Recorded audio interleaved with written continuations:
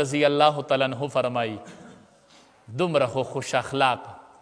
وی مونږ کره راغې نو وی غرمه اوده شو چې اوده شو نو خوله پې رالله نو زما مور ام سلیم رالله او هغه خوله ترې راغونډۍ داسې بوتل کې ورچي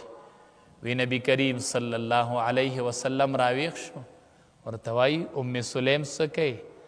الله حبیبه دا خوله دې رالم وی په دې څه کوي وی د دې نه ډېر خوږ بوی ځي وی دا د خوشبویۍ سره ډبلوم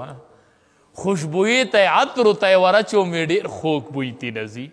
دا راټولومه چې دا خوشبویۍ ته ور واچو د دې نه ډېر خوږ بین ځي عایشه رضی الله تعالی عنها فرمایي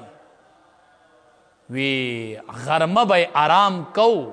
نه چې آرام به یې کو مونږ به پې څوک بلسیدلو نه خوب به یې کو غرمه اودو وی دې کې یو بوډی راله دروازه یې وټکوله او رادنده شوه چې په نبی کریم صلی الله علیه وسلم آواز ولګېده نبی علیه السلام سمدستي راپاڅېد د غرمې خوب به ډېر قیمتي و ما به نه راویښه وی سمدستي راپاڅېدو او هغه بوډۍ یې کېنوله ډېره توجه یې ورته ورکړله تحفې ورله ورکړلې تحایف یې ورله ورکړله ډېرې خبرې ورسره وکړې بیا ورسره د وره پورې ووته بیا یو خادم راغوښوې دا کور ته ورسوه وی بیا راغې سملاست نو ما وی چې اوس خو بیا سملاست خوب کې خلل راځي ماښام به ترې تپوس وکړم چې دا بوډۍ څوک و دا دومره توجه ورکړله وی چې ورلم امام الانبیا بیا نه دی اوده وی داسې جور سوچ کوي په جور سوچ کې دی وی ما ترېنه تپوس وکړو چې د الله حبیبه دې ته دې ولې دومره توجه ورکړله قربان د امام الانبیا د اخلاقو نه د سره به بیبیانې خوشحاله نه وي نو وی ما ته وایي چې خدیجې دا زما څه نه ده دا عایشې زما چې اوله بیبي وه که نه خدیجه دا به هغې له راتلله او هغې به دې له ډېرې تحفې ورکولې هغې به ډېر خیال ساتو ما ته نن زما د بیبي د خدیجې یاد تازه کو ما ته هغه یاد تازه شو دا چې راننوتله ما ته خپله بیبي خدیجه رایاده شوله ما ته خپله بیبي خدیجه رایاده شوله هغه یاد ما نن تازه کو چې دې به یې ډېر خیال ساته نو ما د هغې په سترګه د دې خیال وساتو تحفې مړه بیبي دومره خیال ساتي مونږ خو چې نن مړه شوه نو سبا به یې رهي که خیرې سوال نه پیدا کېږي چې سړی بیا ذکر وکړي نه خبره ختمه ذکر هم څوک نه کوي نه عایشه رضی الله تعالی عنها فرمایي وي سالن چې به مونږ کره پوخ شو ما ته به یې وی چې عایشې د خدیجې ملګرو له تلک سالن نه لیږي د هغې چې کوم هم عمر زنانه وي ما وی د الله حبیبه خدیجه خو یوه بوډۍ و نو ما ته وی چې نه عایشې خدیجه وه په ما یې ړومبی ایمان راوړی دی ما له یې ړومبی سهاره را کړې وه ما له اول مرسته زما خدیجې کړې وه دومره په امام الانبیا کې د رښتې او د بیبي او د بچو خیال ساتلو د مړه بیبي دومره ملازه کوي نن سبا بیبیانې په څه تنګې دي په دې نه دي تنګې چې ګراني ده او خرچه نشته بیبي خرچه نه غواړي بیبي وایي ته ما سره لږ روابط په کور کې برابر که زه تا سره لوږې خوشحاله یم په لوږه د سره ژوند تېروم خو لږ خو ما سره روابط برابر که ته هر څه کور ته راوړې او خان او ملکې خو کور دې رویه نه ده برابر بیبي تنګه ده نو بچي تنګ دي نو دې بیبي سره ته ولې ظلم او زیاتې کوي ته د امام الانبیا اخلاقو ته نه ګورې خور راشي ته د خور ولې ملازه نه کوې دا ستا خور نه ده یوه غزوه کې ډېر مالی غنیمت صحابه کرامو ته راوړلی شو ډېر زیات اوښان او ګډې بیزي او زنانه ماشومان ډېر شي قیدیان رالل قیدیانو کې یوه زنانه وایي صحابو ته وایي ستاسو دا پیغمبر ګورې زما رور دی وی دا پیغمبر ګورې ستاسو زما رور دی هغې رالل نبی کریم صلی الله علیه وسلم ته فرمایي د الله حبیبه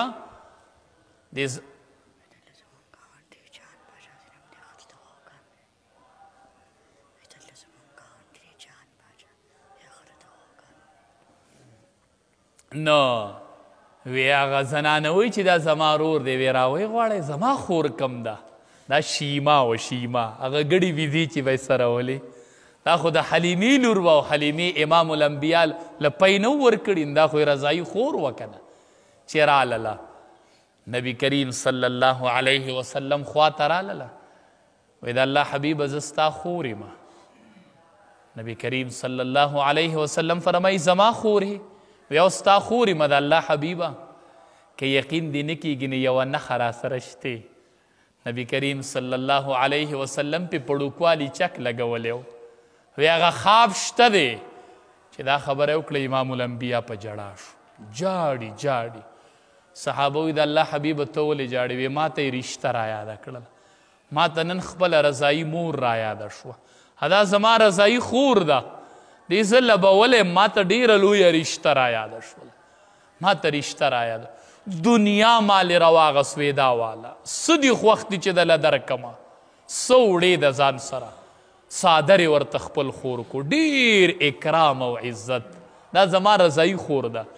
نن د خپل پلاره پیدی، د مور او پلار نه یې پیدی او خوري، نن څه رویه ورسره ساتي؟ غږ ورته هم نه کوي، نه غږ ورته هم په لار کې نه کوي. هسې نبی علیه السلام پیدا دی دې میاشت کې چې هسې صرف چغې مغې وو چې دې کې نبی علیه السلام پیدا دی. دې کې د امام الانبیا اخلاق په ځان کې پیدا که. اخلاق نبی بعضې کتابونو لیکلي وي دي شیما ورته وی چې د الله حبیبه زما یو درخواست دی. څه درخواست دی؟ وی زما د خاندان ډېرې ښځې موږ سره قیدیان شوي دي، ډېر خلک، هغه ټول ما سره پرېږدوه. امام الانبیا اعلان وکړو، وی د دې د خاندان چې څومره خلک قیدیان شوی دی وی هغه ټول پرېږدئ، هغه ټول پرېږدئ. صحابه و مه خفه کېږئ، ما ته رشته رایاده شوله، ما ته یې د پیو مور رایاده کړله، ما خپله خور ولیدله، ما ته رشته رایاده شوله. دومره امام الانبیا به ښه روابط ساتل، ښه رویه به یې کوله، د هر چا سره ښه رویه، د هر چا سره ښه اخلاق، ډېر ښکلی ژوند به یې تېرو. صحابه کرامو کې به یې ډېره ښکلي زندګي تېروله، ډېر ښکلی ژوند، ډېر ښکلی دور یو،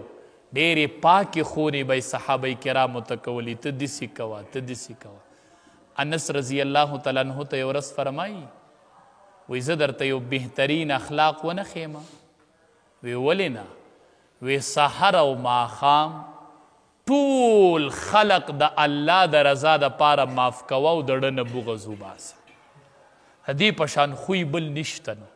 سحر او ماښام خلق د الله د رضا دپاره معاف کوه، بغض او حسد خلقو ته د ړه نه وباسه. نو چې بغض او حسد وباسي نو دا ړه به پاک شي که نه؟ نو دا کور چې سړی دوه ټیمه جارو کړي نو څنګه شیشه پروتي؟ ډېر ښکلی نه پروته. نو چې داسې ته د اړه د بغض او د حسد نه دوه ټیمه صفا کوي نو دا به د صفا کور په شان پروتي. دا به بیا عبادات دی بیا به عبادات ډیر کوي، عباداتو کې به دی بیا خوند یو رنګ وي. نبی کریم صلی الله علیه وسلم دومره مینه ورکړې وه که نه؟ احادیثو مبارکو کې راځي د رسول الله مبارک مونږ سنت وایو، د نبی علیه السلام خو هر څه محفوظ دي. ته څه غواړې چې تا ته ووامه؟ د اوښو نومونه شته، په کومو قچرو چې باندې به یې سورلي کوله د هغې قچرو نومونه شته، د وینځو نومونه شته، د هغه خو هر څه محفوظ دي. حدیث مبارک کې راځي یوه اوښه یوه اوښه، اوښې ډېرې وي، ښه دا یوه اوښه داسې وه چې کله نبي کریم صلی الله علیه وسلم وفات شو نو دا اوښه نه وه. وی چې کله امام الانبیا وفات شو قربان هغه اوښې پویدې نو قربان هغه اوښې پویدې. نن امتی نه پوهېږي. زه ورته وایم دا د 1,24,000 کم و بیش پیغمبرانو سنت دي، دا د یو نه دي، دا د 1,24,000 پیغمبرانو په شریکه سنت دي.